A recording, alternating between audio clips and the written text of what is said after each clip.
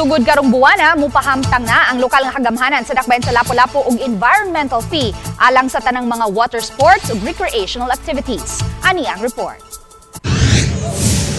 Kay turismo, ang bread and butter kun ang dakong tinubdan sa panudlanan sa dakbayan sa Lapu-lapu, hinungdan nga gihingusgan sa lokal nga kagamhanan nga makapalabang og ordinansa aron masiguro nga maprotehian ang kadagatan.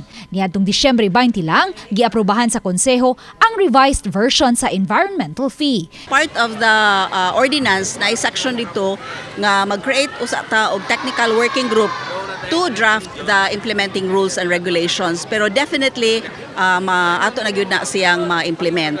Gitataw Hinoon ni Konsehal Annabeth Quizon, kinsa mao'y mipanday sa mong ordinansa nga dili kolektahan og environmental fee kadtong mga ligo lang sa dagat ilabi na sa kabaybayunan.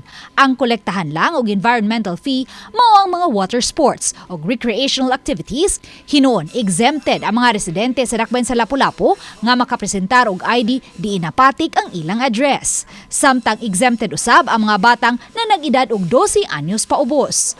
Samtang 20% ang diskwento alang sa mga lokal nga turista nga mga senior citizens ug PWD.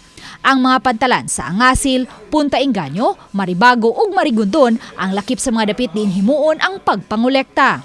Ang mga water sports ug recreational activities nga mapakya sa pagpatuman sa environmental fee pamultahon. Uban ni Marlon Melgazo, Luan Mirondina, GMA Regional TV Live.